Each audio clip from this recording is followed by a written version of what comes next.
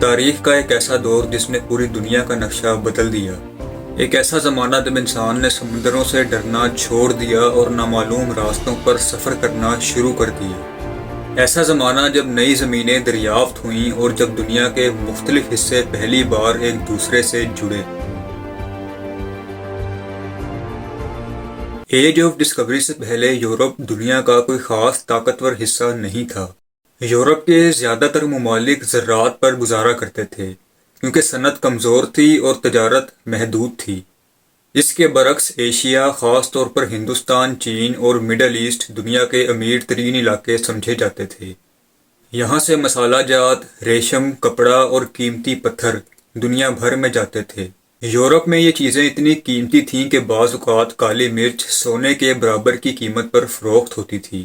مسئلہ یہ تھا کہ یورپ سے ایشیا تک جانے والے زمینی راستے لمبے اور خطرناک تھے، اور زیادہ تر راستے مسلمان سلطنت، خاص طور پر عثمانی سلطنت کے کنٹرول میں تھے۔ یورپی تاجروں کو زیادہ ٹیکس دینا پڑتا تھا، جس کی وجہ سے منافع کم ہو جاتا تھا۔ اسی لیے یورپی بادشاہوں اور تاجروں نے یہ سوچنا شروع کیا کہ اگر ایشیا تک سمندر کے راستے سے جایا جائے تو نہ صرف تجارت سستی ہوگی بلکہ یورپ دولت اور طاقت میں بھی اضافہ کر سکتا ہے۔ اس زمانے میں جہاز سازی میں بہتری آئی، مضبوط اور لمبے جہاز بنائے جانے لگے جو لمبے سفر برداشت کر سکتے تھے۔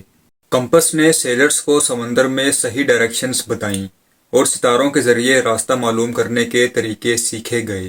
یہ سب چیزیں سیکھنے کے بعد انسان کے دل سے سمندر کا خوف کم ہو گیا، لیکن یہ سب چیزیں سیکھنے کے بعد بھی سمندری سفر بہت خطرناک تھا۔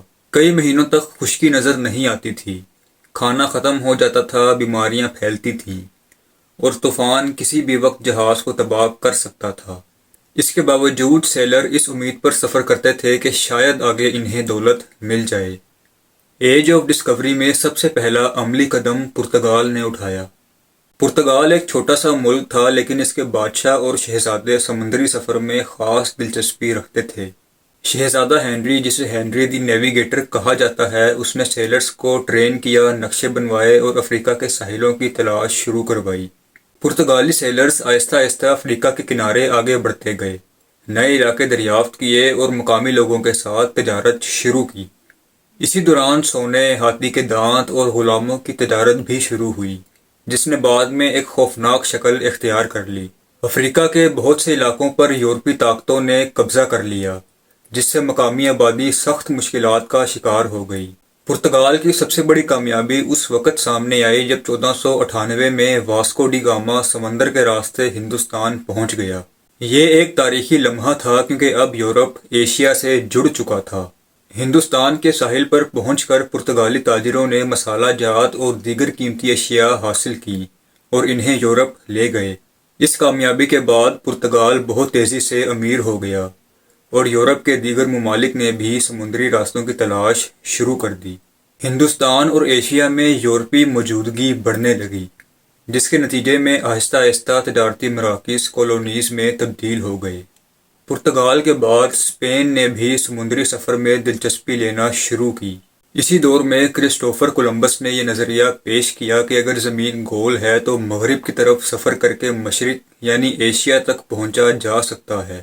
اسپین کے بادشاہ اور ملکہ نے اس منصوبے کو قبول کیا اور 1492 میں کولمبس سمندر میں روانہ ہوا۔ کئی ہفتوں کے سفر کے بعد جب زمین نظر آئی تو کولمبس کو یقین ہو گیا کہ وہ ایشیا پہنچ گیا ہے، حالانکہ وہ ایک بالکل نئی دنیا یعنی امریکہ میں قدم رکھ چکا تھا۔ اس دریافت نے دنیا کی تاریخ کو ہمیشہ کے لیے بدل دیا، کیونکہ اب یورپ کے سامنے ایک نیا بر اعظم تھا جس میں بے شمار وسائل موجود تھے۔ یورپیوں کی آمد مقامی آبادی کے لیے کسی آفت سے کم نہیں تھی۔ امریکہ اور دیگر نئے دریافت شدہ علاقوں میں رہنے والے لوگوں کو یورپی بیماریوں کا کوئی تجربہ نہیں تھا، جس کی وجہ سے چیچک اور دیگر بیماریوں سے لاکھوں افراد ہلاک ہو گئے۔ یورپی طاقتوں نے مقامی لوگوں کی زمینوں پر قبضہ کر لیا اور ان کی ثقافت اور زبان کو ختم کرنے کی کوشش کی۔ افریقہ سے لاکھوں افراد کو زبردستی پکڑ کر غلام بنایا گیا اور انہیں امریکہ لے جا کر کھیتوں اور کانوں میں کام کروایا گیا۔ یہ ظلم اور ناانصافی ایج آف ڈسکوری کا سب سے تاریک پہلو ہے، جسے تاریخ کبھی نظر انداز نہیں کر سکتی۔ ایج آف ڈسکوری کے نتیجے میں دنیا ایک دوسرے کے قریب آ گئی۔ مختلف براعظموں کے درمیان تجارت شروع ہوئی، نئی فصلیں ایک جگہ سے دوسری جگہ پہنچیں اور لوگوں کے رہن سہن میں بھی تبدیلی آئی۔ لیکن اس کے ساتھ ساتھ طاقت کا توازن یورپ کے حق میں چلا گیا۔ یورپی ممالک امیر اور طاقتور بن گئے، جبکہ ایشیا، افریقہ اور امریکہ کے کئی علاقے کمزور ہو گئے۔ نو آبادیاتی نظام نے صدیوں تک دنیا پر اثر ڈالا، اور آج کی عالمی سیاست اور معیشت اسی دور کی پیداوار ہے۔ ایج آف ڈسکوری انسان کی جستجو، طاقت اور علمی ترقی کی علامت ہے، لیکن ساتھ ہی یہ ہمیں یہ بھی یاد دلاتا ہے کہ طاقت اور دولت کی اندھی دوڑ کس طرح انسانیت کو نقصان پہنچا سکتی ہے۔ اس دور نے دنیا کو ایک دوسرے سے جوڑا، لیکن اس کی قیمت لاکھوں انسانوں نے اپنی جان اور آزادی کی صورت میں ادا کی۔ تاریخ کا یہ باب ہمیں یہ سکھاتا ہے کہ ترقی کے ساتھ انصاف اور انسانیت کا ہونا بھی ضروری ہے، ورنہ ترقی تباہی میں بدل جاتی ہے۔